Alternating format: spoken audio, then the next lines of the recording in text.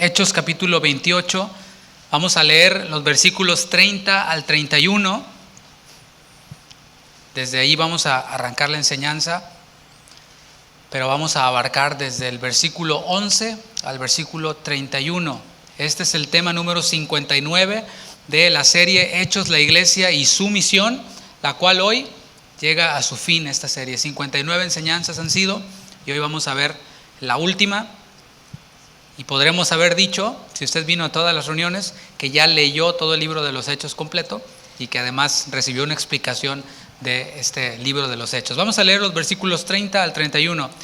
Y Pablo permaneció 2 años enteros en una casa alquilada y recibía a todos los que a él venían, predicando el reino de Dios y enseñando acerca del Señor Jesucristo abiertamente y sin impedimento. Señor, te damos muchas gracias. Gracias por tu palabra, gracias porque nos permites reunirnos en torno a ella, porque nos permites ser santificados por medio de ella.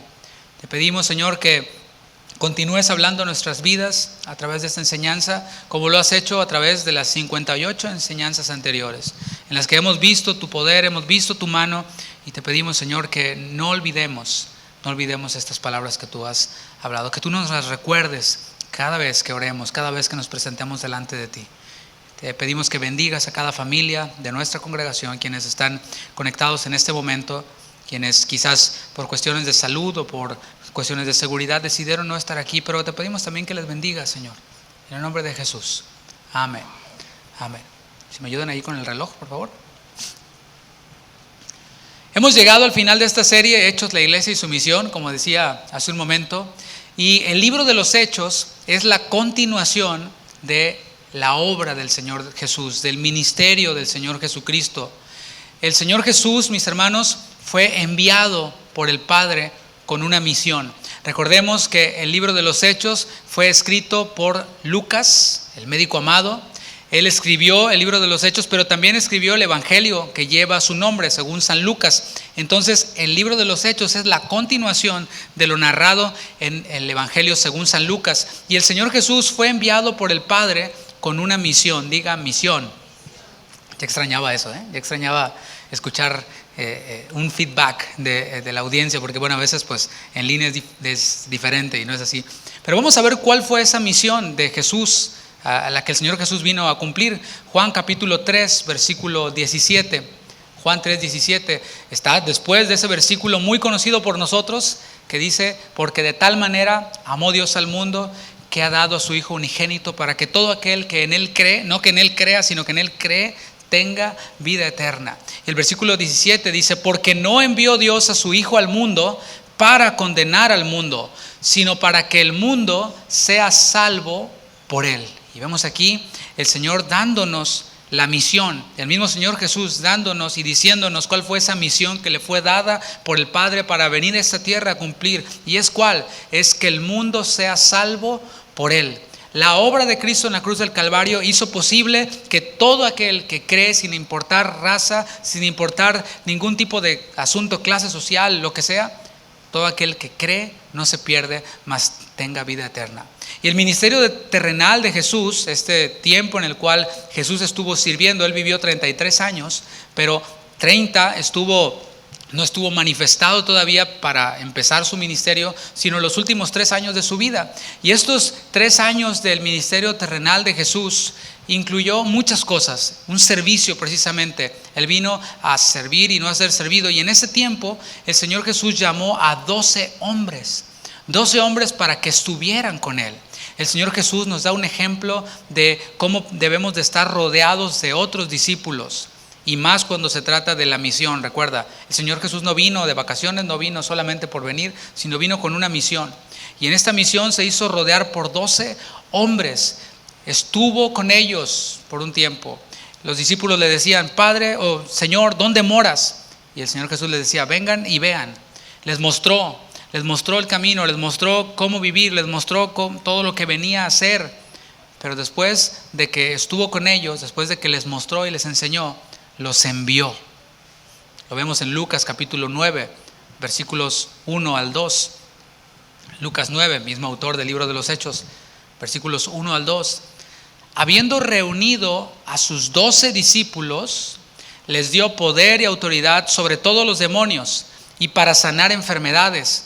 Y los envió a predicar el reino de Dios y a sanar a los enfermos. Entonces vemos el Señor Jesús siendo enviado por el Padre con una misión de salvar a través de dar su vida. Y ahora el Señor Jesús se rodea de hombres así como nosotros, que no eran nada especial, eran simplemente hombres quienes estaban dispuestos a seguir el llamado de Jesús. Es importante que tengamos eso en nuestra mente y en nuestro corazón.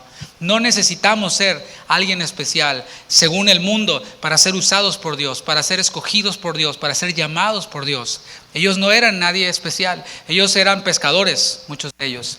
Eran personas como nosotros. En el libro de los Hechos también les llaman que eran hombres sin letras y del vulgo, pero tenían algo.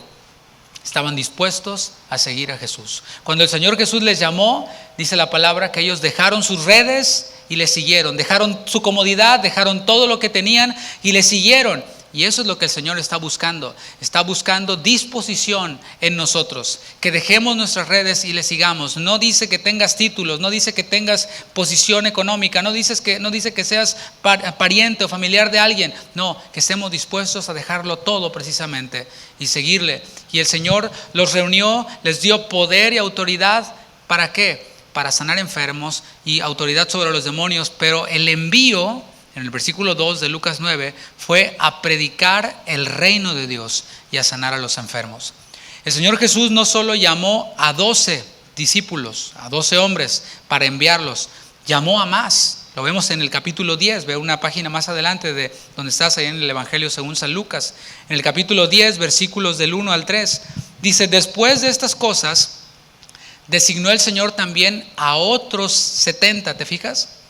A quienes también envió, lo hizo de 2 en 2, delante de él a toda ciudad. O sea, el Señor Jesús a la ciudad a la que llegaba, pues ya cuando él llegaba ya habían 70 discípulos que venían anunciando que venía el Maestro. Esto es interesante, eso es importante. Los envió a toda ciudad y lugar a donde él había de ir y les decía: la mies a la verdad es mucha, mas los obreros pocos. Por tanto, rogad al Señor de la mies que envíe obreros a su mies.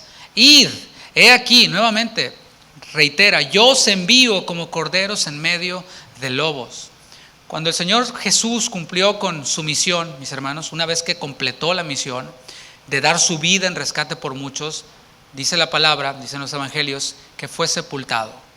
Normalmente tenemos esa imagen de Jesús en la cruz, pero Jesús también descendió al sepulcro, fue sepultado, pero no se quedó en el sepulcro, sino que al tercer día resucitó, se levantó de los muertos y resucitado con un cuerpo físico, resucitado, un cuerpo que ya no vuelve a morir, sino glorificado y resucitado, se apareció a sus discípulos, se apareció a los 12, pero también se apareció a más de 500 personas y lo hizo en muchas ocasiones.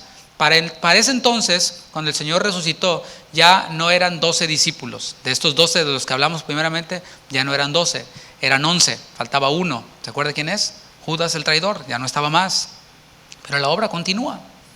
Y en esas ocasiones en las que Jesús se apareció a sus discípulos, el Señor una vez más les recordó la misión. Porque es muy fácil, mis hermanos, olvidar la misión, olvidar el objetivo que nosotros tenemos, la tarea, la encomienda que nosotros tenemos. Estoy hablando a creyentes. A menudo perdemos el objetivo. ¿Para qué estoy en esta vida? No sé, pues para trabajar y para ir a la iglesia el domingo. Pero a veces nos olvidamos de cuál es nuestra misión como discípulos. Y por eso el Señor Jesús no olvida y no deja fuera el recordarnos esta misión. Lo vemos en Juan capítulo 20, versículo 21, que hemos dicho hasta ahora. El Padre envía a Jesús con una misión, la misión de salvar al mundo. El Señor Jesús, mientras que está en su ministerio terrenal, llama a 12 y los envía a lo mismo, a predicar. Después envía a otros 70 para predicar, y cuando el Señor completa su obra, resucitado, se aparece a los discípulos y les recuerda la misión. Juan 20, 21. Entonces Jesús les dijo otra vez: paz a vosotros. Como me envió el Padre, así también yo os envío. Y no olvidemos en qué contexto estamos hablando. Recuerda que cuando Jesús fue crucificado, pues los discípulos, estos 12, se fueron, huyeron, tuvieron miedo. Solo uno de ellos, Juan, le seguía de lejos, pero todos ellos tuvieron miedo y salieron huyendo. Y el Señor Jesús se aparece resucitado y no les dice, ay, qué cobardes son, ¿verdad? No les da unos garrotazos, no. Les recuerda. ¿Por qué? Porque el temor y otras circunstancias a veces se apoderan de nosotros y nos desvían de la misión. Y el Señor les recuerda, hagan a un lado el temor, hagan a un lado que, pues sí, los soldados romanos son terribles, ya vieron cómo me crucificaron, pero aquí estoy delante de ustedes, estoy vivo, así como se los prometí que había de morir, que había de padecer en manos de los líderes religiosos, pero al tercer día les dije que iba a resucitar, resucité, y no olviden la misión, aquella misión que les di cuando los envié. Esta misión de los discípulos, mis hermanos, fue cumplida. La misión para los discípulos es la misma que Jesús realizó, que el mundo sea salvo. Y sus discípulos somos incapaces de cumplir con esa misión. Si lo ves así, el Señor nos da la misión de salvar al mundo y dices, no, yo no puedo porque soy pescador, porque soy un hombre común, soy sin letras y del vulgo. Claro, tienes razón, tenemos toda la razón en pensar eso, somos incapaces de cumplir con esa misión. Pero el Señor, sabiendo esto, les prometió a sus discípulos que vendría sobre ellos el Espíritu Santo para darles ese poder, el poder de cumplir con la misión. Y la promesa, el Señor la cumplió porque el Señor cumple todas sus promesas. ¿Cuántos dicen amén? Están allí sus promesas. Hacemos bien en creerlas porque el Señor, las creamos o no, las va a cumplir en aquellos quienes creen, por supuesto, ¿no? La promesa que el Señor les dio de recibir poder en Hechos 1:8, vendrá sobre vosotros el Espíritu Santo y ustedes recibirán poder. El Señor la cumplió inmediatamente en el capítulo 2. Y allí en el día de Pentecostés, cuando estaban todos unánimes juntos y descendió el Espíritu Santo, la iglesia nació. Oficialmente nació la iglesia. La salvación del hombre, mis hermanos, es posible únicamente por el sacrificio de Cristo. ¿Cuántos dicen amén? No hay otra manera en la que el hombre sea salvo. Únicamente fue posible por el sacrificio de Cristo, y todo aquel quien cree en ese sacrificio, en el sacrificio de Jesús, es salvo. Pero es necesario que el hombre crea y escuche la buena noticia. Para poder creer necesita escuchar, pues dice la palabra que la fe viene por el oír y el oír por la palabra de Dios. El hombre necesita escuchar entonces la buena noticia de lo que Cristo hizo para arrepentirse y así recibir el regalo de la salvación. Entonces la misión se cumple ¿cómo? Se cumple predicando. ¿Predicando qué? Predicando lo que Jesús predicó. ¿Qué es lo que predicaba Jesús? ¿Te fijas cómo nos va llevando? Porque si lo dejamos así, que cada quien piense lo que se imagina, queda todo en el aire, ¿no? Pero el Señor claramente nos dice, la misión se cumple predicando y predicando lo que predicaba Jesús. Jesús predicaba, el reino de Dios se ha acercado. Decía, arrepentíos porque el reino de Dios se ha acercado. Eso es lo que predicaba Jesús. ¿A quiénes? A los incrédulos. Les predicaba esto, pero a quienes creían, el Señor les enseñaba. Predicación y enseñanza. Y sus discípulos predican también. Jesús predicaba, el reino de los cielos se ha acercado. Y los discípulos predicamos, el reino de los cielos ha llegado. Llegó con el sacrificio de Cristo completado y con la venida del Espíritu Santo. El reino de Dios ha llegado. Y hemos visto que hay diferentes reacciones ante la predicación del Evangelio. Cuando nosotros predicamos el Evangelio, hay dos reacciones. Una, creen y se arrepienten, y la otra es no creen y se enojan. Solo hay dos reacciones. Si estamos predicando el verdadero Evangelio, algunos van a creer, se van a arrepentir ante la predicación del Evangelio, pero otros no van a creer y se van a enojar, se van a sentir ofendidos. La misión de la iglesia, mis hermanos, continúa. Vimos cómo nació, pero continúa. Y la pregunta es, ¿qué hacemos con aquellos quienes creen a la predicación del Evangelio? ¿Qué hacemos? Bueno, la respuesta es en boca del mismo Jesús, háganlos discípulos. Es hacerlos discípulos. ¿Discípulos de quién? Discípulos de Cristo, porque discípulo significa aprendiz. Es alguien quien quiere ser como su maestro, pero el asunto aquí es de que nosotros somos llamados por Jesús a hacer a aquellos quienes creen, a ser los discípulos, no de nosotros. Yo no pretendo ser los discípulo mío. Algún pastor, un buen pastor, no busca hacer a quienes lo escuchan discípulo de él mismo, sino discípulos de Cristo, porque yo mismo soy discípulo de Cristo y trato de ser como Cristo. ¿Y cómo llegamos a ser discípulos de Cristo? Siendo enseñados con todas esas cosas que el Señor Jesús habló. No hay otro mensaje, no hay otras palabras. Llegamos a ser discípulos cuando aprendemos todas las cosas que el Señor habló. ¿Habrá un momento en el que digamos ya lo logramos? No. El discipulado toma toda la vida.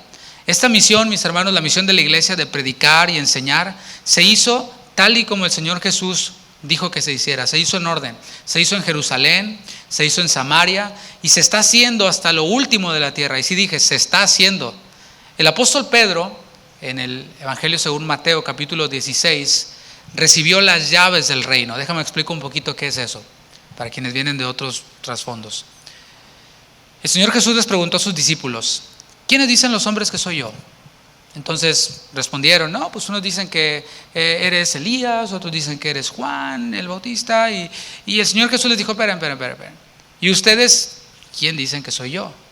Entonces yo creo que ahí hubo un silencio y entre ellos empezaron a murmurar, ¿verdad? ¿Qué es lo que iban a responder? Y Pedro, salió y dice, tú eres el Cristo, el Hijo del Dios viviente, en Mateo 16:15. Tú eres el Cristo, el Hijo del Dios viviente. Entonces el Señor Jesús le dice, ciertamente Pedro, eso no te lo reveló ni carne ni sangre, no te emociones, no creas que tú eres muy sabio, muy salsa, ¿no? Muy acá, ¿no? Eso no te lo reveló ni carne ni sangre, sino mi Padre que está en los cielos. Pero el Señor le dice a Pedro esta declaración, tú eres Pedro, sobre esta roca edificaré mi iglesia, las puertas del Hades no prevalecerán contra ella y a ti te son dadas las llaves del reino de los cielos. Ahora te explico cómo funcionó esto, cómo se dio el cumplimiento de esta promesa que le dio el Señor Jesús al apóstol Pedro. El apóstol Pedro fue comisionado por el Señor Jesús para abrir el reino de los cielos a los judíos. ¿Cuándo fue esto? En Hechos capítulo 2. En Pentecostés, cuando descendió el Espíritu Santo y Pedro predicó el primer mensaje misionero a todos los judíos, porque en Jerusalén estaban los judíos primeramente, y a ellos les predicó el evangelio, y cuando ellos creyeron, Pedro utilizó las llaves y les abrió la puerta al reino de los cielos. Pero también el apóstol Pedro usó las llaves para abrir el reino de los cielos a los samaritanos, porque les dijo, me seréis testigos en Jerusalén, en Judea, en Samaria, y allí Pedro abrió las llaves o abrió las puertas del reino con las llaves que el Señor Jesús le entregó. ¿Cuándo? Cuando Felipe predicó en Samaria y muchos samaritanos creyeron. Pedro llegó, descendió el Espíritu Santo sobre ellos en el capítulo 8 y ahora los samaritanos entraban al reino de los cielos con las llaves que el Señor Jesús le había dado a Pedro. Y las llaves son predicación, El apóstol Pedro también usó las llaves del reino de los cielos para abrirles la puerta al reino a los gentiles. ¿Cuándo? En el capítulo 10 del libro de los Hechos, cuando en casa de Cornelio Pedro predicó y también descendió el Espíritu Santo sobre los gentiles. Entonces vemos aquí el cumplimiento. No es que Pedro está en el cielo, esa es la idea que nos han vendido, ¿no? Déjame te desilusiono un poquito. No es que Pedro está en la entrada del cielo con unas llaves, ¿no? Y él es el que te abre. No, esto aplicó, esto ya se cumplió. El apóstol Pedro abrió las puertas del reino de los cielos con la predicación del evangelio a los judíos, a los samaritanos y a los gentiles. Y lo vimos ya en el libro de los Hechos. Estoy solo haciendo un repaso. Y Dios, mis hermanos, escogió a un instrumento. Esto fue el apóstol Pedro. Este fue el cumplimiento del ministerio del apóstol Pedro a través del libro de los Hechos. Pero el Señor había escogido un instrumento para cumplir con la misión de llevar el evangelio a los gentiles. O sea, ya se les abrió la puerta. Ya ahora es posible que los gentiles oigan el evangelio, porque mientras que Jesús estuvo en la tierra, acuérdate que se le acercó una mujer gentil y le dijo a Jesús, sana a mi hija. Y el Señor Jesús le dijo, no he venido sino a las ovejas de Israel. Y ella le dijo, pues aún los perrillos comen de las migajas que caen de la mesa. O sea, ella le clamaba misericordia siendo gentil, ¿sí? Aquí vimos cómo el Señor Jesús tenía un orden, pero ahora Pedro ya había abierto el reino para los gentiles, y el Señor tenía un instrumento. Este instrumento para cumplir con esta misión de llevar el evangelio a los gentiles era nada más y nada menos que un hombre llamado Saulo, un fariseo quien era temeroso de Dios, pero era tan legalista que estaba dispuesto a perseguir a los cristianos. Y en camino a Damasco, a perseguir y a matar y a encarcelar más cristianos, Saulo tuvo un encuentro con Cristo, tuvo un encuentro con el mismo Señor, lo vimos también ya. Y Dios al mismo tiempo habló a un hombre llamado Ananías. Ananías recibió esta revelación de parte de Dios de que iba a estar frente a un instrumento escogido llamado Saulo y iba a ser usado para que recobrara la vista. Y eso lo vemos en Hechos capítulo 9, versículo 15. Hechos 9:15. El Señor le dijo a Ananías: ve, porque instrumento escogido me es este, hablando de Saulo, para llevar mi nombre en presencia de los gentiles y de reyes y de los hijos de Israel. Allí comenzó el ministerio del apóstol Pablo, en ese tiempo Saulo. Esto es lo que ha estado haciendo Pablo. ¿Qué? Ha estado predicando, ha estado siendo testigo, ha estado llevando el nombre de Jesús a gentiles, a reyes y a los hijos de Israel. A todos ellos lo ha estado cumpliendo. El Señor Jesús no envió a Pablo inmediatamente después de que cayó ahí en camino a Damasco. Él tuvo un tiempo de preparación, tal y como lo tuvieron sus discípulos. Primero les dijo: vengan y vean, y después los envió. De la misma manera Saulo primero estuvo viendo, aprendiendo y desaprendiendo muchas cosas que él había aprendido a través de los diferentes fariseos y maestros, entre ellos Gamaliel. Pero fue un momento en el capítulo 13 del libro de los Hechos, cuando en un ambiente de oración, en un ambiente espiritual, hubo una profecía. Se levanta un profeta y dice: apártenme a Bernabé y a Saulo, a este instrumento escogido, para la obra a que los he llamado. Eso fue en la iglesia de Antioquía, en un ambiente de la iglesia, un ambiente espiritual, cuando surge este llamado para el apóstol Pablo, quien ya había recibido la misión, pero estaba en hold, estaba siendo preparado, viendo. Llegó el momento cuando ahora sí, prepárenlo, porque ya va a empezar con su ministerio. Y Pablo ya realizó 3 viajes misioneros en los que ha predicado el evangelio, ha plantado muchas iglesias en las cuales los que han creído están siendo discipulados o han sido discipulados. Y su llamado se ha estado cumpliendo. Él ha estado cumpliendo con su llamado, y en él ha aprendido cuánto se padece por el nombre de Cristo. Porque cuando Ananías escuchó lo que iba a ocurrir con Saulo, cuando le dijo: instrumento escogido me es este, para llevar mi nombre en presencia de gentiles, de reyes y de muchos judíos, inmediatamente después, en el versículo 16, le dice el Señor a Ananías: porque es necesario que él sepa cuánto se padece por causa de mi nombre. O sea, está una cosa, pero está la otra. El ministerio y la misión conllevan sufrimiento, y eso Pablo lo sabe muy bien. De hecho, en el capítulo 27, Pablo iba ya en camino a Roma. Iba en camino a Roma, pero no iba en un crucero como vimos, ¿no? Iba prisionero. Él en ese camino a Roma experimentó tempestades, huracanes. La barca en la que iba naufragó. Y por si fuera poco, cuando tocaron tierra en la isla de Malta, a principios del capítulo 28, dice la palabra que estaba, lo vimos la semana pasada, estaba Pablo pues ayudando con la leña de la fogata que los prendieron, y allí, pensando que era una rama, la tomó y era una víbora, la cual le mordió, y una víbora venenosa. Los isleños pensaban: no, este ya se va a morir ahorita, ¿no? Pero veían que no moría. El Señor hizo un milagro allí mismo. Y ese fue el principio de muchos milagros que el Señor comenzó a obrar en esa isla de Malta.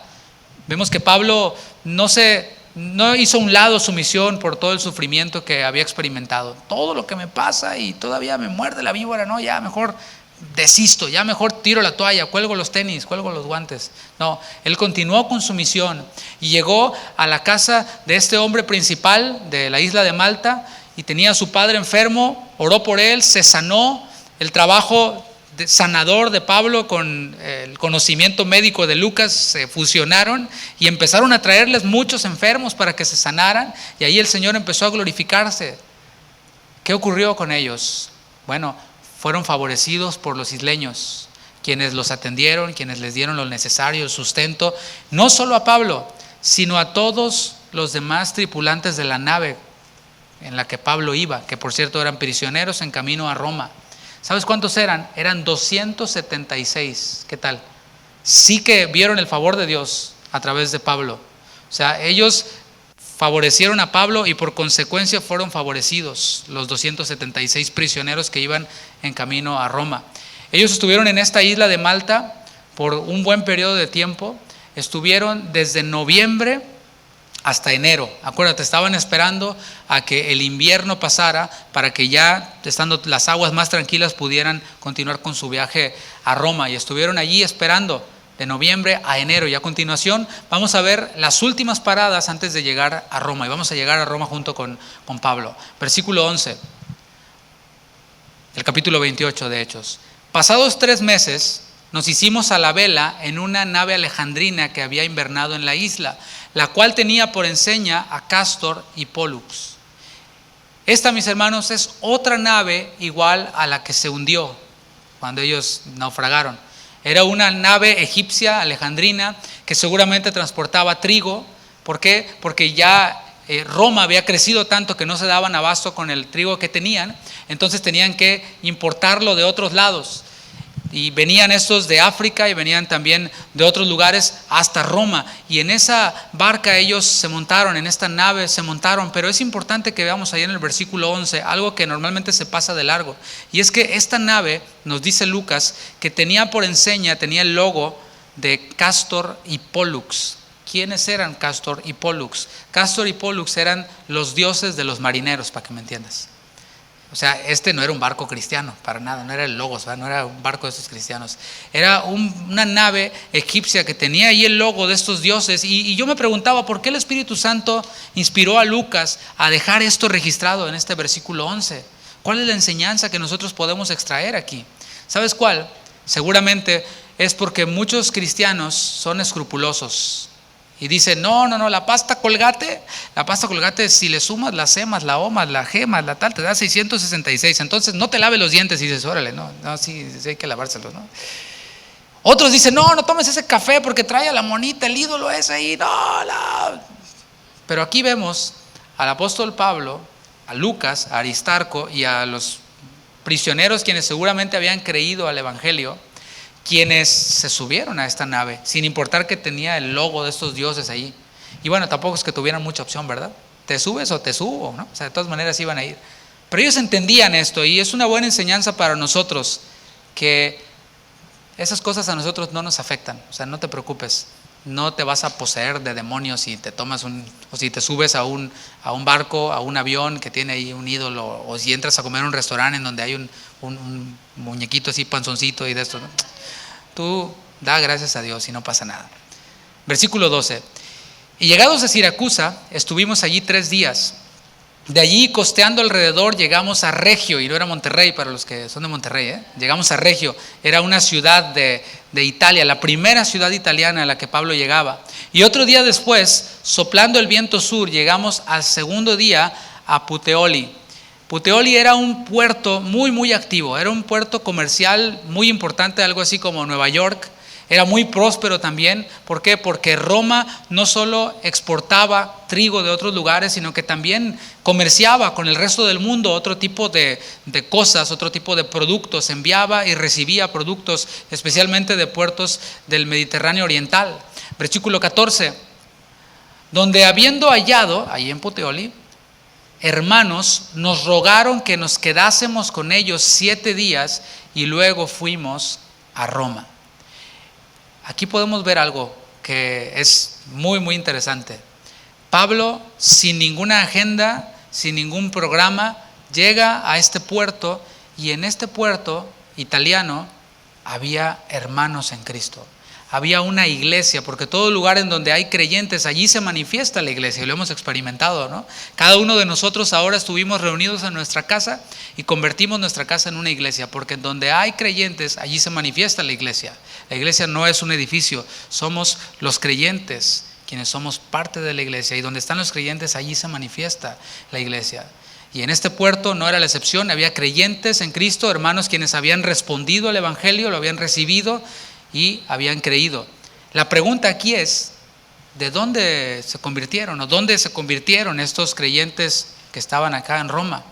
Seguramente estos creyentes se convirtieron en el capítulo 2 del libro de los Hechos, en el día de Pentecostés, porque el versículo 10 del capítulo 2 nos dice que llegaron creyentes judíos, quiero decir judíos de Roma, procedentes de Roma. Entonces, si venían de Roma, tenían que pasar por Puteoli, tomar esta misma ruta que Pablo tomó para llegar hasta Jerusalén a la fiesta de Pentecostés. Allí hubo un grupo de judíos quienes oyeron el evangelio, estuvieron allí cuando el Espíritu Santo descendió, después regresaron a sus lugares de origen y muchos se quedaron allí en este puerto, otros quizás eran de allí, de Puteoli.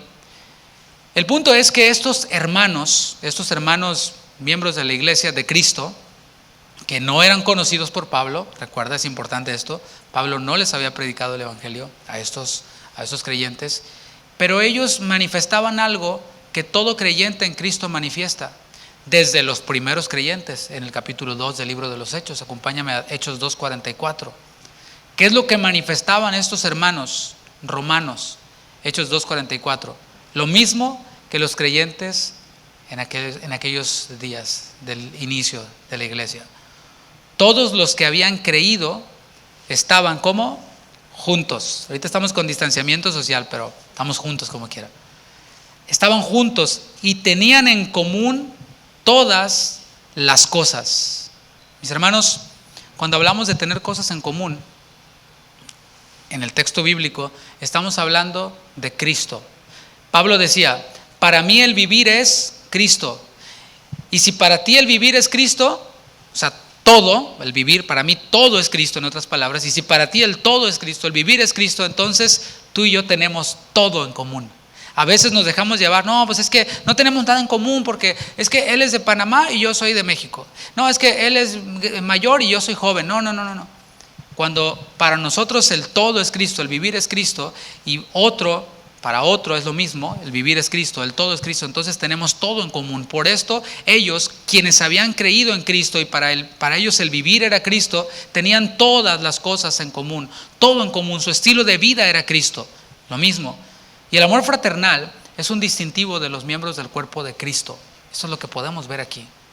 Los hermanos de este puerto de Puteoli tenían un deseo fuerte de estar con el apóstol Pablo. Aunque Pablo no les había predicado, ellos lo conocían, Pablo era conocido por todos lados, y tenían un deseo de estar con Pablo.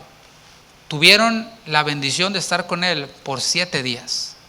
¿Por qué? Porque vimos en el texto que el centurión, Julio, le dio permiso a Pablo de pasar con ellos 7 días. Es decir, mientras que Julio arreglaba otros asuntos, acuérdate que tenía que registrar a todos los que venían con él, etcétera, y pues hacer un reporte de la nave, la otra nave que se hundió, etcétera.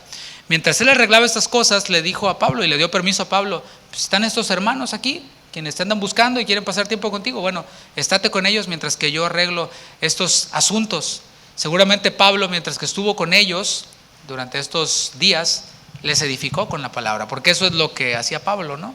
Pablo a todo lugar de donde llegaba, predicaba a Cristo. A todo lugar a donde Pablo llegaba, plantaba una iglesia, ¿no? Y estoy seguro de que en este tiempo ya había una iglesia y Pablo les edificó a los creyentes.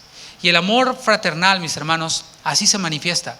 Dije que Pablo estuvo con ellos por 7 días, seguramente Pablo les predicó la palabra, y así es como se manifiesta el amor fraternal. Los hermanos de Puteoli llegan a buscar a Pablo, mostrándole así su amor fraternal, y Pablo les devuelve ese amor fraternal. ¿Cómo? Edificándoles con la palabra. Así es como se manifiesta el amor fraternal. Vamos a Juan capítulo 15, versículo 15. ¿Alguien aquí tiene amigos? ¿Sí? ¿O es amigo? Vamos a ver aquí en Juan 15:15 qué es lo que Jesús piensa y cómo define Jesús la amistad. Y creo que es importante, ¿no? Los jóvenes quienes nos ven o están aquí, esta es la manera en la que debemos de filtrar a nuestros amigos, a quienes escogemos como amigos, y evaluar los que ya tenemos. Juan 15:15. Ya no os llamaré siervos, hablándole Jesús a sus discípulos, porque el siervo no sabe lo que hace su Señor, pero os he llamado como amigos. El Señor Jesús les llama a sus discípulos, ustedes son mis amigos, pero no es porque eres mi compa, no es porque me caes bien, no porque me prestas una lana, no porque me haces un favor, porque todas las cosas que oí de mi Padre os las he dado a conocer. ¿Qué te parece este principio de amistad? Verdadero amigo es aquel quien te da a conocer, quien te habla las cosas que oye del Padre, las cosas que recibe de la palabra. ¿De qué nos hablan nuestros amigos o quienes nosotros pensamos que son nuestros amigos? ¿Nos hablan de cosas que no nos edifican, si es que son cristianos? ¿Nos hablan de mal de aquel, del otro y de otro? Bueno, hay que evaluar si esa amistad es precisamente una amistad de, para mí el vivir es Cristo. Tenemos las cosas en común, pero si tú te enganchas con todo el chismerío y con toda la murmuración y las cosas de doble sentido y todo, entonces sí tienen las cosas en común, el mundo y el pecado y todo esto, ¿no? Pero Jesús dice, ustedes son mis amigos porque yo les hablé lo que he oído del Padre. Después de estos 7 días de bendición, mis hermanos, ellos partieron hacia Roma. Esta vez lo hicieron ya por tierra. Y Pablo yo creo que descansó y dijo, ya, dejamos las barcas, dejamos las navegaciones y nos vamos por tierra. A lo mejor tú eres de esos, ¿no? De los que prefieren en vez de ir en avión, ir por tierra. No importa que sean 30 horas, pero yo aquí en mi carro voy seguro, porque no sé, algunos se marean arriba. Yo no me mareo, pero no me gusta mucho llegar 3 horas antes y la maleta y que te la pesan, y eso sí me estresa, tener que estar sacando ropa, ¿no? de la maleta porque se pasó del peso. Es terrible, ¿no? Pero Pablo seguramente dijo, ahora sí ya vamos por tierra a Roma, pero no era un viaje corto desde este lugar hasta llegar a Roma. Eran 208 kilómetros a través de una carretera que se llamaba la Vía Apia. Vamos a leer el versículo 15. De donde oyendo de nosotros los hermanos, salieron a recibirnos hasta el foro de Apio y a las 3 tabernas. Nota que Lucas sigue hablando en primera persona. O sea, iba Pablo, iba Lucas, iba Aristarco, e iban todo este grupo de prisioneros, ¿no? Dice él que los hermanos de Roma oyeron que Pablo estaba en Puteoli. Estuvo él por ahí en 7 días. Y 7 días que estuvo edificando, y seguramente se corrió la noticia, llegó hasta Roma, y hubo hermanos quienes no esperaron a que Pablo llegara hasta Roma. Ellos mismos se adelantaron para alcanzar a Pablo y sabían que iba a hacer por lo menos 2 paradas obligatorias en el camino. Una de ellas era el foro de Apio, que estaba a 43 millas de Roma aproximadamente. Cuando ellos hicieron esta parada, ya estaba ahí este primer grupo de hermanos esperando a Pablo. Y el otro grupo de hermanos procedentes de Roma se encontraron con Pablo en la otra parada llamada 3 Tabernas, que estaba a 30 millas de llegar a Roma. Ellos no se esperaron, dijeron, no, vamos de una vez a donde está el apóstol Pablo. Y en estas paradas es interesante que ellos tomaban para descansar. Pablo no estaba descansando. ¿Qué te parece? Porque es que esto del ministerio no tiene uno descanso. Platicaba yo el otro día con mi esposa y con algunos hermanos, y mientras meditaba les decía, yo no tengo día de descanso, o sea, yo en lo personal, y no lo necesito, gracias a Dios. Mientras que el Señor me dé fuerzas, yo lo voy a seguir. O sea, yo sé que hay pastores, y es respetable, ¿no?, que se toman un día off y apagan el teléfono y apagan la computadora y apagan todo y dicen, este día es mi día de descanso. Y está bien, ¿no? También es bueno, no estoy diciendo que esté mal, hasta el Señor descansó cuando hizo la creación. Pero la realidad es de que también a mí me ha tocado tratar asuntos con pastores en su día de descanso. Dice, no, hoy era mi día de descanso, pero vamos a tratar este asunto, vamos a hacer esto. Y es que es así, en el ministerio no hay descanso. Cuando tenemos esta misión no hay vacaciones. El diablo no ha estado en cuarentena, y el evangelio no ha estado en cuarentena, se ha seguido predicando y la obra de Dios se ha seguido haciendo. Y Pablo en esas paradas de descanso recibe a los hermanos, no les dice, no, pues no quiero hablar con ellos, diles que no se me acerquen. No, Pablo estuvo con ellos y los atendió y les dio palabras de exhortación y de edificación. Es más, vemos que la reacción de Pablo fue de gratitud a Dios. Es lo que continúa diciendo este versículo 15 que estamos leyendo. Y al verlos, a estos hermanos, Pablo dio gracias a Dios y cobró aliento. ¿Qué te parece? Esa es la reacción de Pablo al ver a los hermanos, quienes se adelantaron, no esperaron, quisieron estar con él. Fue gratitud lo que hubo en el apóstol Pablo, una reacción de gratitud. Y no cabe duda que Pablo estaba hasta ese momento necesitado de aliento. después de toda la travesía que había vivido, después de todo el trabajo que había hecho en la isla de Malta, después de todo este camino, Pablo necesitaba ser fortalecido. ¿Por qué? Porque él era hombre como nosotros. La palabra aliento que vemos aquí en este versículo es la palabra griega tarsos y significa estar animado. Entonces, en otra traducción podríamos leerlo así: al verlos, Pablo dio gracias a Dios y cobró ánimo. Entonces, para que no te duermas, ahí te va la pregunta. Si Pablo cobró ánimo, ¿cómo estaba Pablo? ¿Desanimado? Porque al ver a los hermanos, cobró ánimo, ánimo que había perdido, porque mis hermanos, somos seres humanos. Pablo también era humano y también se desanimaba, quizás un poco, quizás mucho, pero estaba desanimado. Es posible que nosotros los cristianos también nos desanimemos. No estoy diciendo que sea bueno o que sea el estado ideal del hombre estar desanimado, pero sí es posible que nos desanimemos a causa de nuestra carne. ¿Qué nos desanima a nosotros? ¿O qué cosas nos pueden llegar a desanimar? A un ministro, en este caso a Pablo.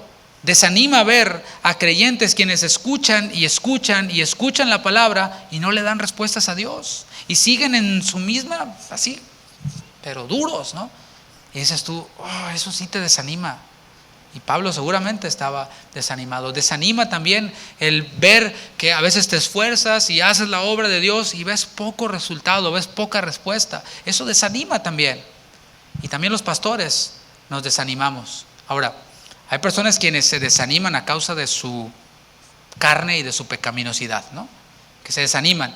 De hecho, en la carta a los Corintios habla de que por no discernir el cuerpo del Señor y por tomar la cena del Señor indignamente, muchos están debilitados, desanimados. Bueno, esa es una cosa, pero aquí estamos viendo a alguien quien está caminando en el propósito de Dios, alguien quien está cumpliendo la misión que el Señor le dio y que lo ha hecho, pero con todo, y también está desanimado. A pesar de la trayectoria ministerial de Pablo, mis hermanos, Pablo también se desanimaba y reconocía, escucha esto, reconocía que necesitaba a sus hermanos para ser animado. Hay quienes necesitan, no sé, unos días de vacaciones para ser animado, para cobrar fuerzas. Pero ¿qué es lo que Pablo necesitaba y reconocía necesitar para cobrar ánimo en su desánimo? A sus hermanos. Y es que todos los creyentes somos miembros del cuerpo de Cristo. Y, según primera carta a los Corintios, capítulo 12, nos necesitamos los unos a los otros. Primera de Corintios 12:20 dice: pero ahora son muchos los miembros, pero el cuerpo es uno solo. Ni el ojo puede decir a la mano, no te necesito, ni tampoco la cabeza a los pies, no tengo necesidad de vosotros. Estamos hablando de creyentes, quienes somos parte del cuerpo de Cristo. Si somos creyentes genuinos, somos parte del cuerpo de Cristo y obviamente nos necesitamos los unos a los otros. Aquel quien piense que no necesita a los hermanos, aquel quien se crea a mano que puede sobrevivir ahí separada del cuerpo y decir, no, yo no necesito hermanitos, no, nada. Aquel quien piense eso está diciendo, yo soy mayor que el apóstol Pablo. Se está poniendo por encima del apóstol Pablo. Porque Pablo necesitaba de sus hermanos para cobrar ánimo. Es un grave error si estás desanimado, sea por tu carne o sea por las aflicciones que trae el ministerio. Es un grave error aislarte.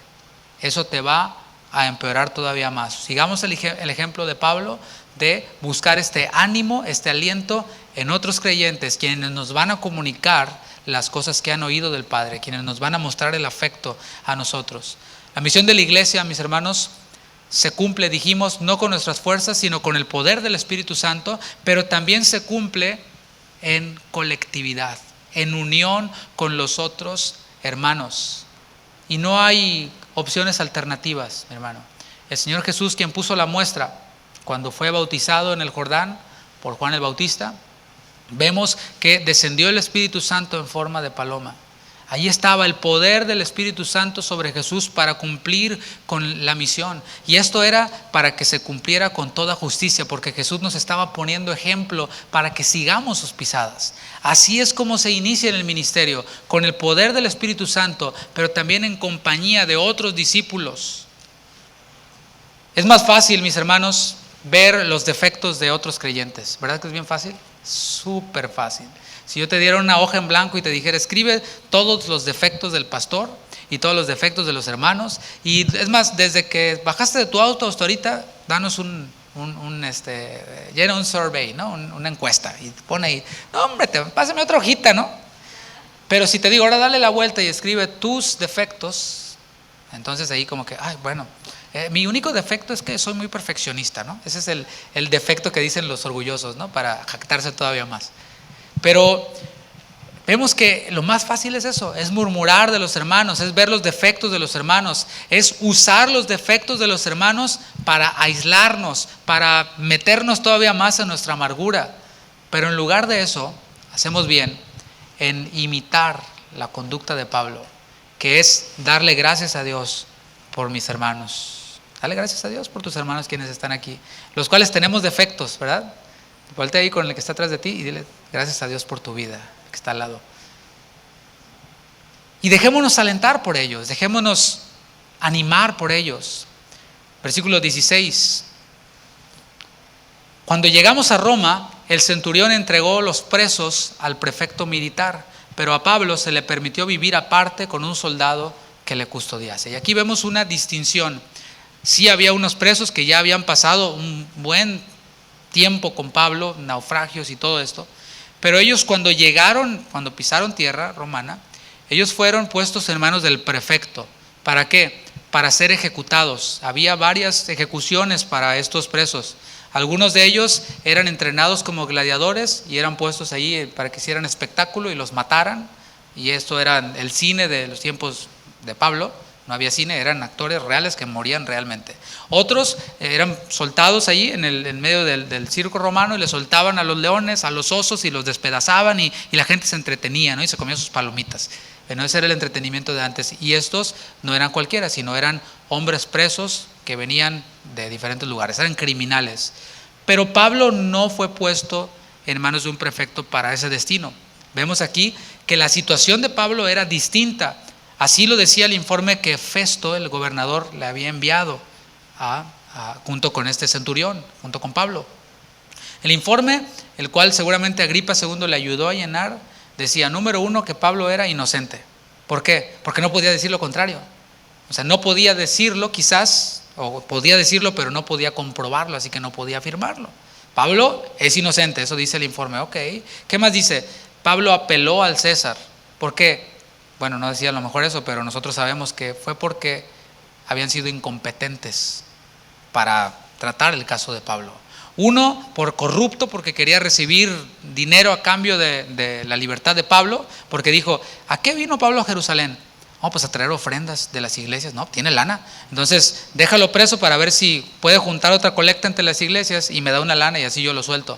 Pero bueno, fue destituido, vino el siguiente gobernador, Festo, quien no era corrupto por ese lado, pero trataba de congraciarse con los judíos. Total, que Pablo no salió libre. Y eso es lo que decía este escrito. Pablo apeló a una corte superior. Y si estaba preso, esto es lo tercero que decía el escrito, si estaba preso, era por cuestiones religiosas de los judíos, las cuales el mismo Festo podía decir, yo desconozco de esas cosas. Félix estaba casado con una mujer Drusila que era judía, y él estaba un poquito más empapado. Agripa II ni se diga, pero Festo no tenía ni idea, así que dijo, ahí te va este preso, ahí por sus rollos religiosos, ahí está, pero ahí te lo mando, ¿no? Pero Julio, el centurión Julio, quien había recibido a este prisionero con este escrito, había pasado tiempo con Pablo y había comprobado cuál era su conducta. Ya lo vimos. Por estos motivos a Pablo se le permitió vivir en una casa bajo arresto domiciliario. No fue puesto en una prisión, se le dieron estos privilegios. El privilegio de estar bajo arresto domiciliario era un buen privilegio, ¿no crees? O sea, de ir al circo romano a estar en arresto domiciliario le fue bastante bien al apóstol Pablo. Y estando en arresto domiciliario, tenía el privilegio de recibir visitas. Podía recibir visitas, pero seguramente estaba en cadenas. Así lo describe en varias de sus cartas. Soy apóstol de Jesucristo y preso de Jesucristo, estoy en cadenas escribiendo esto. Estaba encadenado. Y no creas que estaba así como que viendo Netflix y así, súper padre, ¿no? Podía recibir visitas, estaba encadenado, pero estaba custodiado por un soldado. cada 4 horas. Cada 4 horas había un soldado y se cambiaba por otro soldado y era relevado por otro después de 4 horas y así sucesivamente. ¿Y qué crees que hacía Pablo con estos soldados? Pues claro que les predicaba el evangelio. Pablo no perdía el tiempo, ya lo conocemos. Soldado, bienvenido, buenas tardes, el de turno, ¿no? Abre tu Biblia, esto te dice la palabra. Y podemos ver cómo hubo varios quienes se convirtieron, vemos también en la palabra, dice Pablo en una de sus cartas, saludan, los de la casa de César les mandan saludos. O sea que hubo quienes se convirtieron del gobierno, pero ese es otro tema. Ahora la pregunta es, ¿quiénes pagaban la renta de la casa en donde estaba arrestado el apóstol Pablo? Bueno, estos costos eran pagados por los hermanos de Roma, por aquellos quienes salieron entusiasmados a encontrarlo, también por los hermanos de las iglesias como la de Filipos. Y vamos a ver qué fue lo primero que hizo Pablo ya que estaba instalado en esta casa en Roma. Versículo 17. Aconteció que 3 días después, Pablo convocó a los principales de los judíos. Pablo, era la manera en la que él trabajaba, primeramente les predicaba a los judíos. ¿Por qué? Porque así lo dijo el Señor. Vayan primeramente a las ovejas perdidas de la casa de Israel. Y así lo hizo el Señor. Y aunque su ministerio era a los gentiles, Él no dejó fuera a los judíos y era a los primeros a los que les enseñaba. Y esto nos trae un principio a nosotros. La misión y el servicio a Dios deben de funcionar en un orden. No como se nos ocurre a nosotros. No como así se me ocurre, así siento, así y no me importa. No, hay un orden. El Señor nos deja principios en la Escritura que nos delimitan cuál es ese orden. Continuamos leyendo. A los cuales, judíos, luego que estuvieron reunidos, les dijo: yo, varones hermanos, no habiendo hecho nada contra el pueblo, ni contra las costumbres de nuestros padres, he sido entregado preso desde Jerusalén en manos de los romanos. Y aquí Pablo dice por qué está preso, porque le acusaron de hablar mal del pueblo y le acusaron de enseñar en contra de las costumbres de la palabra de Dios, de Moisés. Pero dice Pablo, yo soy inocente de eso. Los cuales, habiéndome examinados, a los romanos me examinaron, tomaron mi caso, lo vieron con calma, me querían soltar porque no veían que esto fuera real, que fuera cierto, por no haber en mí ninguna causa de muerte. Pero poniéndose los judíos, me vi obligado a apelar a César, no porque tenga de qué acusar a mi nación. ¿Qué es lo que está haciendo Pablo aquí? Acuérdate, Pablo no tenía la intención de defenderse delante de los judíos. Lo que él quería era predicarles el evangelio. Pero primero está poniendo la tierra, está arando la tierra y poniéndola así parejita, diciéndoles, miren, entre ustedes y yo no hay problema. O sea, yo estoy aquí porque los judíos me acusaron, no me pudieron comprobar las acusaciones y sigo aquí porque los judíos insisten. Y yo apelé al César y por eso llegué aquí. Pero cuando yo esté ante el César, no les voy a hablar mal de los judíos. Porque Pablo sabía que si él acusaba a los judíos de ser unos injustos, ante el César, ante el Imperio Romano, el Imperio Romano podía tomar represalias en contra del pueblo. Entonces, Pablo les está diciendo, yo he sido tratado injustamente, pero no voy a proceder, no voy a contrademandar, por así decirlo, a nuestros hermanos judíos, porque yo mismo soy judío, decía Pablo, ¿no? Así que por esta causa, versículo 20, os he llamado para veros y hablaros, porque por la esperanza de Israel estoy sujeto con esta cadena. Cuando Pablo decía la esperanza de Israel, todo judío, de a de veras, debía de inmediatamente asociarlo con el Mesías. Entonces Pablo les está diciendo, no he venido a defenderme, no he venido a contrademandar al imperio, con el imperio romano a los judíos, sino he venido a hablar del Mesías. ¿Cómo respondieron ellos? Versículo 21. Entonces ellos le dijeron, nosotros ni hemos recibido de Judea cartas acerca de ti, ni ha venido alguno de los hermanos que haya denunciado o hablado algún mal de ti. O sea, no, Pablo, nosotros no sabemos nada de lo que se te acusa. Pero, ya que estamos aquí, querríamos oír de ti lo que piensas, porque de esta secta nos es notorio que en todas partes se habla contra ella. ¿Qué es lo que estamos viendo aquí? Y espero que lo veas junto conmigo. Pablo les dice, vengo aquí a hablarles del Mesías, de la esperanza de Israel. Y los judíos, en vez de decir, háblanos de la esperanza de Israel, háblanos del Mesías, ¿qué dicen? A ver, platícanos de la secta eso. No sabemos nada. A ver, ¿de qué se trata la secta? Y eso es lo que vemos el día de hoy. Muchas personas están interesadas en oír acerca de los ovnis, en oír acerca de que si los gigantes eran quién sabe qué, y acerca de cosas raras ahí, que si el anticristo es quién sabe cuál, y eso le interesa oír a la gente. Y muchos pastores se van por esa línea. Y dicen, como a la gente le interesa oír este tipo de cosas sensacionalistas y interesantes, se van por ahí y dejan a un lado la misión. Por eso el Señor Jesús les recordó la misión a sus discípulos. Por eso el Señor Jesús, a través de su palabra, nos está recordando la misión a nosotros. No se desvíen con rollos, no se desvíen con cosas. Muchos están interesados en oír solo cosas interesantes, más que oír de la esperanza de Israel, más que oír del Mesías. Y se nos revela el detalle de que había cosas que se hablaban acerca del cristianismo en ese tiempo. Los historiadores como Flavio Josefo y otros registran que se corrían muchos chismes acerca del cristianismo entre los gentiles. Ellos decían, no, fíjate que estos cristianos son caníbales. ¿Cómo? ¿Por qué? Porque oían, cuando leían que Jesús decía, todo aquel que come mi carne y bebe mi sangre. Entonces, como no te entendían nada, decían, no, estos ahí se comen entre ellos. Pero después del chisme se corrió más y decían que se comían a los niños. No, comadre, ya estaba lavando, ¿no? Allá llegaron los cristianos, agarre bien a su niño porque se lo van a comer los cristianos, ¿no? Y bueno, sí suena chistoso, pero todos esos chismes se corrían entre los gentiles, ignorantes, no sabían, por supuesto, ¿no?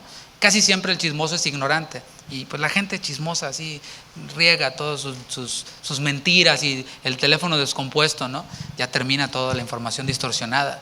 Y ellos habían oído y dijeron, bueno, se dicen que estos se comen a los niños y todo esto. Y aquí está uno de los representantes de esta secta. Entonces, platícanos, a ver, ¿qué onda, no? Y al cumplir una misión, mis hermanos, hay solamente un método para persuadir a los hombres a creer. No son estrategias, no son estos temas sensacionalistas para atraerlos y luego les predicamos el evangelio. No es un concierto de reggaetón para atraerlos y después predicarles el evangelio. No es darles esto y aquello para después predicarles el evangelio. Eso no funciona. Porque los que llegan por temas sensacionalistas después se van y dicen, ya empezaron con sus cosas de Cristo y eso. No, yo quería oír nomás de los ovnis. No, ya empezaron con su Cristo. Yo nomás quería reggaetonear un poquito, ¿no? Un poquito. No, ya empezaron con Cristo. Entonces yo nomás venía por mi despensa, ¿verdad? Yo nomás venía por mi juguete y por mi bicicleta. Pero no son las estrategias para llenar las expectativas de la gente inconversa. No son esas las que nosotros seguimos. Dice primera carta a los Corintios, capítulo 1, versículo 22. Porque los judíos piden señales y los griegos buscan sabiduría, pero nosotros predicamos a Cristo crucificado. Para los judíos ciertamente tropezadero y para los gentiles locura, mas para los llamados, diga yo, para los llamados, así judíos como griegos, Cristo, poder de Dios y sabiduría de Dios, mis hermanos. Los judíos, así como muchos el día de hoy, quieren señales, quieren polvo de oro, quieren que la hermana, no, que llegó el profeta que te ayuda a bajar de peso, y ahí está, ¿no? Ay, sí, mire que ya bajé de peso, y traen una falda así de elástico, ¿no? Mire cómo bajé de peso. No, que la muela de oro, y no que el polvo de oro, y no que se le estiró el pie, y muchos quieren eso, pero es todo lo que quieren. No quieren a Cristo. Salen bien empolvados de oro, pero sin haber oído el evangelio. Y yo he estado en muchas campañas de esas. Yo he sido parte de muchas de esas campañas en mi vida pasada, antes de Cristo, como dice el pastor Daniel Rubalcaba. En la cual sí, yo vi, sí, se llenó de polvo de oro y hubo muchas señales y toda la gente bien fogosa, ¿no? Se cayeron, se revolcaron, le hicieron de todo, como aullaron y todo. Pero salieron igual de como entraron. Y muchos siguen esas señales. Otros buscan sabiduría. Otros quieren oír la confesión de no sé qué, lo que dijo tal reformador, lo que dijo el otro reformador, pero nunca lo que dijo Cristo. O sea, ellos llegan a tal grado de decir, lo que dijo tal reformador, eso es el evangelio. Y el que no crea en lo que dijo tal reformador no ha creído en el evangelio. Espérate. Pablo mismo dijo, no que haya otro evangelio. Hay un solo evangelio, el evangelio de Cristo. Lo dijo tal reformador, qué bueno, pero ¿qué dice la palabra? Nosotros nos ceñimos a la palabra de Dios, pero muchos buscan las señales, otros buscan el conocimiento, la sabiduría, pero nosotros Casa de Oración Houston, queremos predicar a Cristo y a este crucificado. Y eso es lo que hacía Pablo.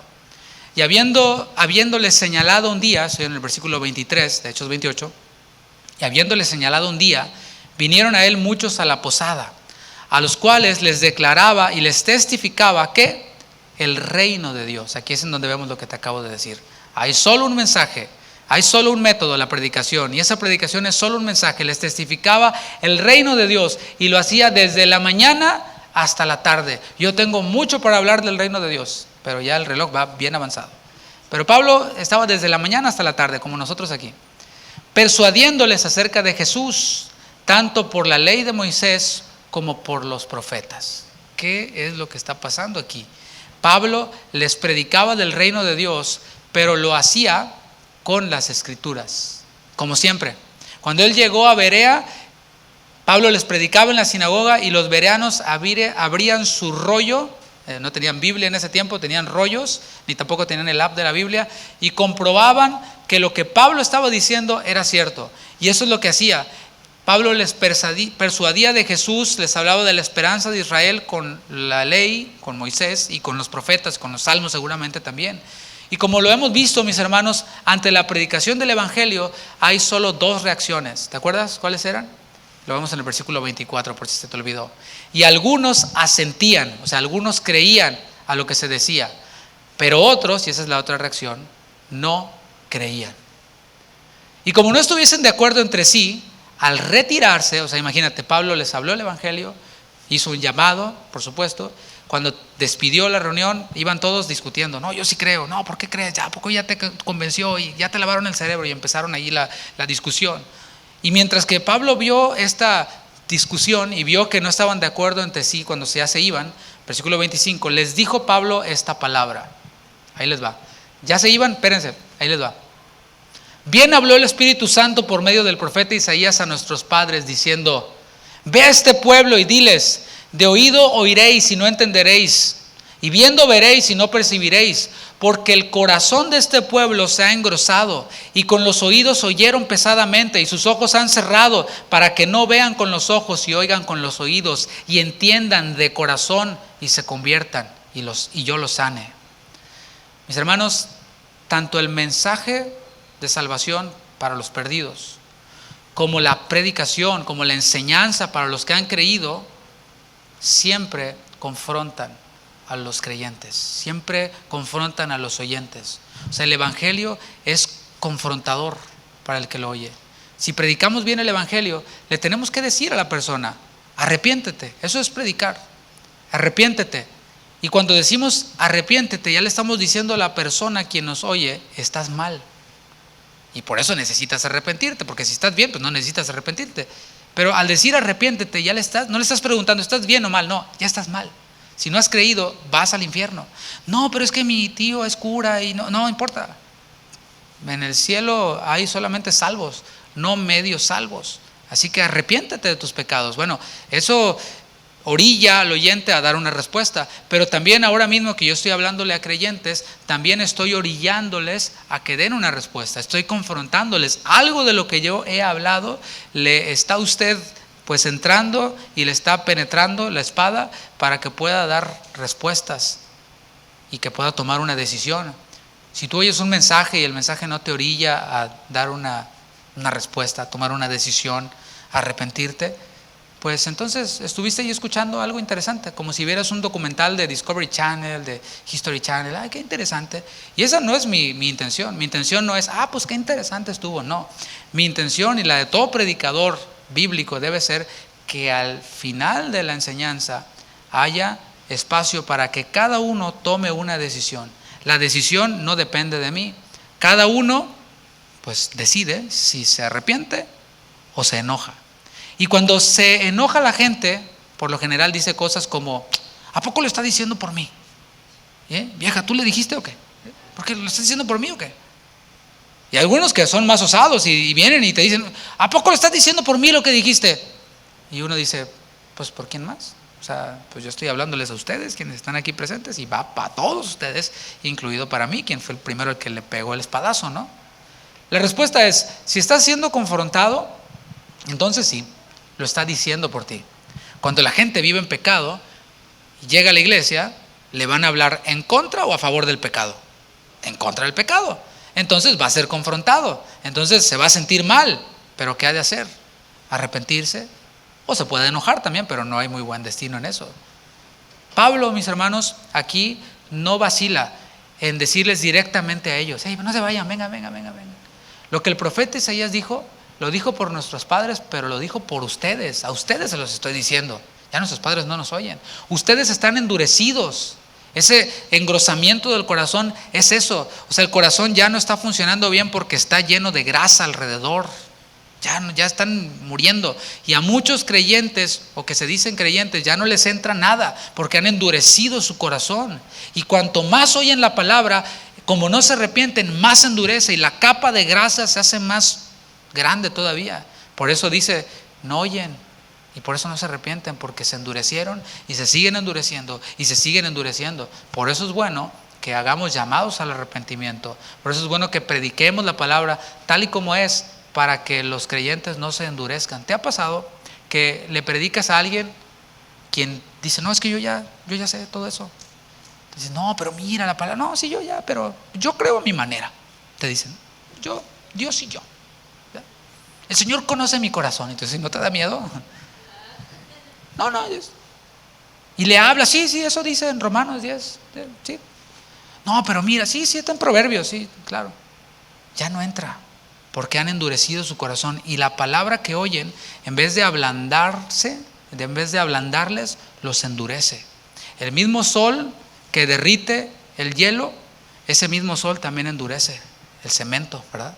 Depende de qué material somos. Versículo 28. Sabed pues, ya que ustedes endurecieron sus oídos, sabed pues que a los gentiles es enviada esta salvación de Dios. Y ellos sí van a oír. Y cuando hubo dicho esto, los judíos se fueron. O sea, después de que oyeron todo, después de que Pablo les da esta última llamada, esta última reprensión, y les dice: hey, están endurecidos. Ellos dicen: sí, y se van, ¿sí? Y todavía seguían discutiendo. No, sí, o sea, ignoraron porque ya estaban endurecidos. Así actúa el endurecido, se endurece más. El rechazo de los judíos, mis hermanos, abrió una puerta, porque no todos son malas noticias, O sea, siempre tenemos que buscarle el lado amable a las cosas. No podemos hacer nada por los que se endurecen. Yo no puedo hacer nada por aquel que se endurece. Por aquel quien decide no oír más, por aquel quien decide endurecerse, yo no puedo hacer nada como pastor.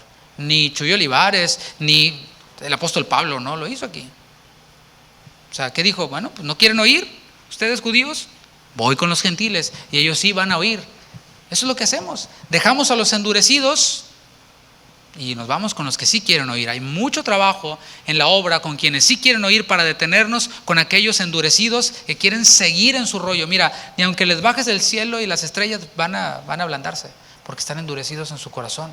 Pero ¿cuál es el lado amable? El lado amable de que los judíos no creyeron es que ahora nosotros como gentiles pudimos recibir el evangelio. Se abrió la puerta para que nosotros pudiéramos recibir el evangelio. Pero a la misma vez, esta situación de que los judíos no creen, los gentiles oímos y creemos, Dios lo usa todavía para manifestar su misericordia para con los judíos. ¿Cómo? Bueno, porque el Señor provoca a celos a los judíos con los gentiles. Acompáñame a Romanos 10:19. Y eso es mostrar la misericordia. El evangelio para los gentiles y la respuesta del evangelio o al evangelio de los gentiles tiene ese propósito de seguir llamando la atención de los judíos. Ahorita te explico, Romanos 10:19. También digo, ¿no ha conocido esto Israel? Primeramente Moisés dice: yo os provocaré a celos con un pueblo que no es pueblo, con pueblo insensato os provocaré a ira. Déjame te explico eso un poquito, de una manera muy simple. Los judíos estamos viendo que no creen, así como todos los endurecidos. ¿Qué pasa? El Señor se enfoca en los gentiles, pero no abandona completamente a los judíos. ¿Qué es lo que hace? Que la respuesta de los gentiles tiene el propósito de que sea una llamada más de manera indirecta, de que ellos vean: miran, esto que no eran pueblo, están respondiendo y están creyendo. ¿Sabes qué? Voy a despertar, me voy a poner las pilas y voy a darle respuesta a Dios. Todavía ahí Dios les muestra su longanimidad, su paciencia extendida, su misericordia. ¿Y eso cómo lo aplicamos a nosotros? Hay muchos creyentes que llevan años y están atorados, años atorados. Nomás no avanzan. Y todo lo que tocan lo destruyen, ¿no? Lo hacen un desastre. Bueno, de pronto llega un hermanito más sencillo, más nuevo en la fe, y llega y se mete a la carrera y le da respuestas a Dios, respuestas, y el Señor lo usa, y el Señor hace grandes cosas a través de este hermanito. Y el propósito, mis hermanos, no es que este endurecido diga, nah, sino que es de que diga, me voy a poner las pilas. Porque si este hermanito apenas va empezando en la fe, da respuestas y ya va hasta allá, y yo estoy aquí atorado en la carrera, mejor me pongo las pilas y avanzo. Eso lo podemos aplicar de esa forma. Pero en el versículo 28, volviendo con gentiles y judíos, dice, y ellos oirán. Vamos a ir a los judíos y a los gentiles, y ellos oirán. Y eso somos nosotros, mi hermano. Es un privilegio ser receptores del evangelio. O sea, no crees que, sí, yo me lo merezco. No, de manera o por linaje, a nosotros no nos era dado el evangelio, era a los judíos. Y si yo pregunto aquí quién viene de los judíos, nadie vamos a levantar la mano. Todos somos descendientes de Cuauhtémoc, ¿verdad? O por ahí va el asunto. Por linaje a nosotros no nos correspondía el evangelio, pero el Señor en su misericordia usó el rechazo de los judíos y nos hizo a nosotros receptores de este mensaje. Esto es un privilegio. Fíjate lo que dice Efesios capítulo 2, versículos 11 al 13. Y cuando te sientas medio desanimado, cuando te sientas medio deprimido, ve allí para que veas el privilegio que tenemos nosotros siendo gentiles, es decir, no judíos.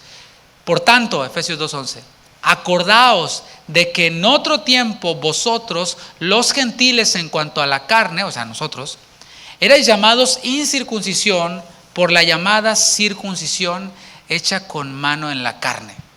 En aquel tiempo estabais sin Cristo, alejados de la ciudadanía de Israel y ajenos a los pactos de la promesa, sin esperanza y sin Dios en el mundo.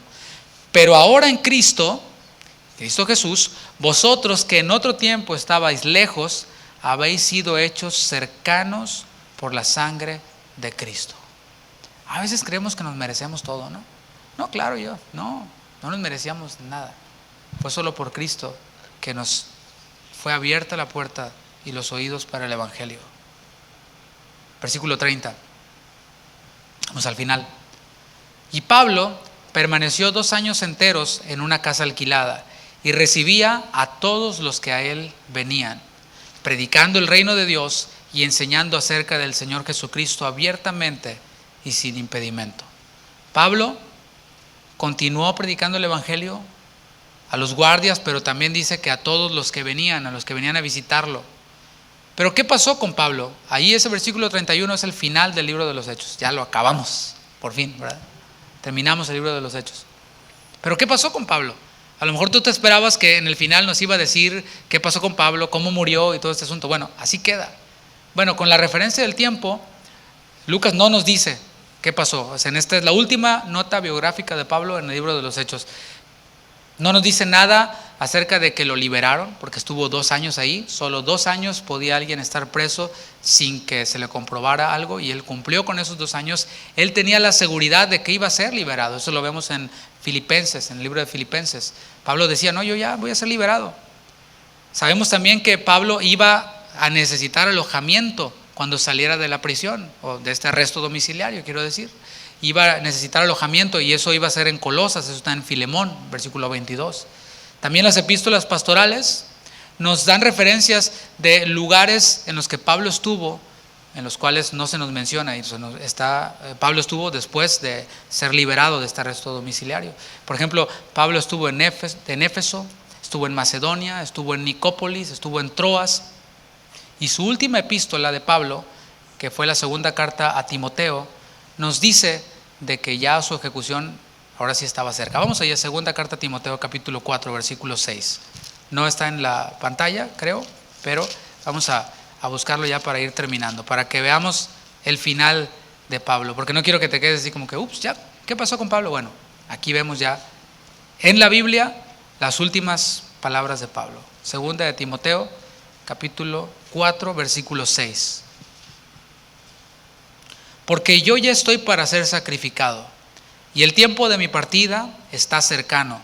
Dice Pablo, he peleado la buena batalla, he acabado la carrera, he guardado la fe. Por lo demás, me está guardada la corona de justicia, la cual me dará el Señor, juez justo en aquel día, y no solo a mí, sino también a todos los que aman su venida. Y aquí vemos, mis hermanos, la humildad de Pablo. Pablo hizo todo esto que vimos desde el capítulo 9 hasta ahorita el 28. Y él dice, en aquel día me será dada una corona. Pero te voy a remontar a lo que dijo Jesús, cuando les dijo a los 70, rueguen al Señor para que Él envíe obreros a su mies. Y esos somos nosotros, ese era Pablo. Lo impresionante aquí es que Pablo dice, esta corona que yo recibiré no es solo para mí, sino para todos los que aman su venida. ¿Qué te parece? Y así es como termina el libro de los Hechos, con un final, con una conclusión inconclusa, vamos a decirlo así. Es abrupto el final. ¿Por qué? Porque la historia de la iglesia y la misión de la iglesia continúan, mi hermano. ¿Sabes cuándo va a terminar la misión de la iglesia? ¿Sabes cuándo? Cuando la iglesia sea arrebatada. Allí va a terminar. Allí va a decir, ahora sí ya acabó el asunto, ¿no? Con el arrebatamiento de la iglesia. Pero desde Hechos 28 hasta este momento, 2020, mayo 31, la historia de la iglesia se sigue escribiendo y nosotros somos parte de lo que se está escribiendo. ¿No te parece es una bendición? Dijimos que era un privilegio recibir el evangelio, pero hay un privilegio añadido. ¿Y sabes cuál es? Es que nosotros también somos emisores del evangelio. Somos receptores, lo recibimos, pero somos emisores porque también lo transmitimos. Es decir, somos también embajadores, tenemos el ministerio de la reconciliación, llevamos este mensaje a todos lados. Esa sigue siendo la misión de la iglesia. Y el último versículo de Hechos, el 31, vamos a verlo una vez más para finalizar. Este último versículo nos recuerda la misión de la iglesia. Dice, predicando el reino de Dios a los inconversos y enseñando acerca del Señor Jesucristo. ¿A quiénes? A los que han creído. Así que, mis hermanos, sigamos predicando. ¿Qué? El reino de Dios, que ya ha llegado. ¿A dónde? A nuestro Jerusalén. ¿Cuál es tu Jerusalén? Tu casa, tu Judea, tu familia lejana, tu Samaria, tus compañeros de trabajo, a lo último de la tierra, a todo lugar a donde vayamos, seamos emisores de este mensaje, cumplamos con esta misión y también sigamos enseñando lo que Jesús nos enseñó a aquellos quienes creen. Sus sanas palabras son las que hemos de predicar, no tenemos otras palabras. Nuestros hijos son los primeros discípulos que tenemos allí. A ellos hemos de hablarles estas palabras como veíamos antes de empezar la predicación.